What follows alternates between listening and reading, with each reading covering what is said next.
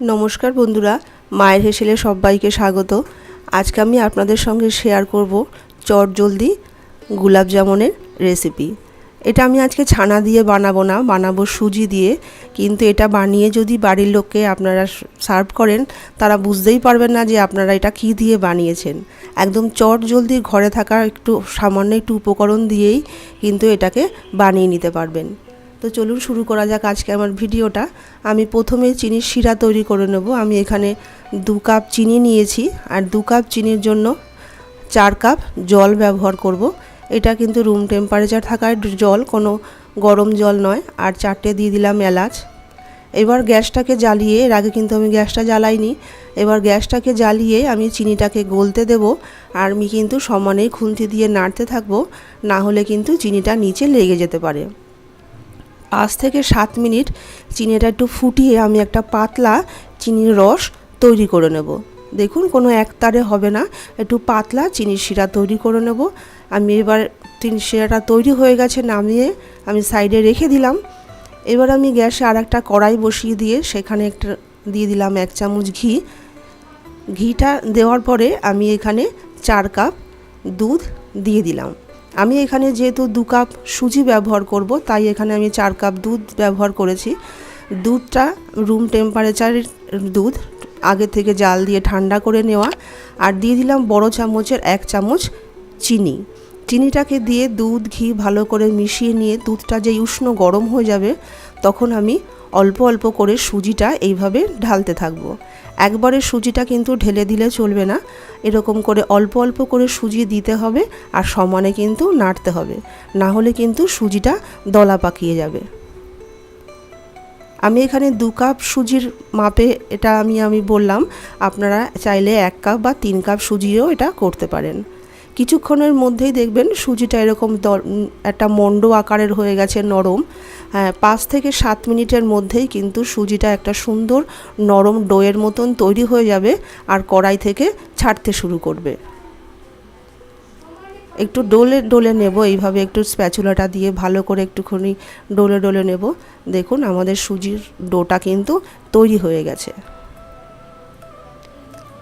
আমি এবার এটাকে নামিয়ে একটু ঠান্ডা করে নেব। হাত সভা মতন একটু ঠান্ডা করে নিয়েছি। তারপরে এখানে আরও 1 চামচ ঘি আমি এখানে দিয়ে দিলাম। তারপরে ভালো করে এটাকে আমি ডোলে ডোলে চেপে চেপে, যেরকম আমরা লুচির ময়দা মাখি সেরকমভাবে মেখে এরকমটা ডো তৈরি করে নেব। খুব ঠান্ডা করে নিলে কিন্তু হবে না, একটু গরম গরম হাত সভা অবস্থাতেই রাখতে হবে। দেখুন, আমি এটা ডো তৈরি করে নিয়েছি। ডোটা কিন্তু খুব শক্ত নয়, আবার খুব নরমও নয়। আমি এবার এখান থেকে লেচিগুলোকে তৈরি করে নেব। আমি এবার গোলাপ জামুনের লেচিগুলোকে তৈরি করে নেব। লুচির মতন ছোট্ট ছোট্ট লেচিগুলো তৈরি করে নেব, কেননা এটা কিন্তু ফুলে আরও ডবল হয়ে যাবে। আর এই ডোটা কিন্তু খুব শক্ত তৈরি করলে হবে না, তাহলে কিন্তু গোলাপ জামুনগুলো রসে ভেজানোর পরে ভেতরটা কিন্তু একটু শক্ত শক্ত থেকে যাবে। সেহেতু এইভাবে একটু খুব নরমও নয়, খুব শক্ত নয়, ডোটাকে তৈরি করে নিতে হবে। আমি সমস্ত লেচিগুলোকে তৈরি করে নিলাম। এবার হাতের চেটোর মধ্যে একটা লেচি নিয়ে ভালো করে গোল, একদম ওপরটা মসৃণ করে এরকমভাবে গোলাকার শেপ দিয়ে নেব। সমস্ত গোলাপ জামুনগুলোকে আমি শেপ দিয়ে নিলাম। এবার আমি কড়াইতে অনেকটা পরিমাণে সাদা তেল দিয়েছি। সাদা তেলটা হাই হিটে গরম করে নিয়ে গ্যাসটাকে একদম লো করে দিয়ে আমি এবার গোলাপ জামুনগুলোকে ভেজে নেব। একসঙ্গে অনেকগুলো দেব না, তাহলে কিন্তু লেগে যেতে পারে।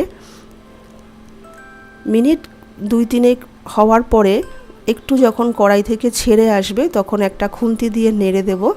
এইভাবে হালকা হালকা খুন্তি দিয়ে হালকা হাতে একটু নেড়ে চেড়ে নিয়ে আমি এই গোলাপ জামুনগুলোকে একটু লালচে করে ভেজে নেব। একটা ব্যাচ হতে 5 থেকে 7 মিনিট মতন সময় লেগে যাবে। হাই ফ্লেমে কিন্তু একদমই ভাজবো না। আমার একটা ব্যাচ ভাজা হয়ে গেল। আমি সঙ্গে সঙ্গে যে রসটা তৈরি করেছিলাম গরম অবস্থাতেই, সেই রসের মধ্যে কিন্তু ডুবিয়ে দিলাম।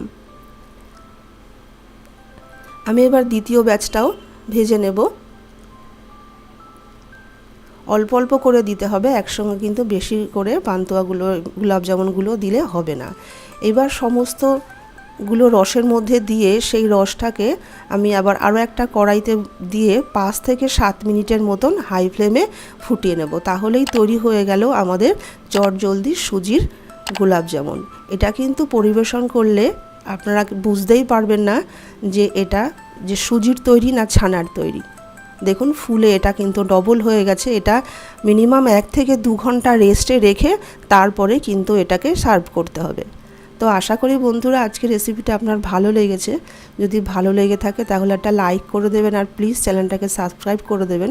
এটা দেখলে বুঝতেই পারছেন যে এটা কত নরম আর স্পঞ্জি হয়েছে, খেতেও কিন্তু ততটাই সুন্দর। তো আশা করি আমার ভিডিওটা ভালো লেগেছে। তো আজকে এইটুকুই, দেখা হবে আবার অন্য কোনো ভিডিও নিয়ে। নমস্কার।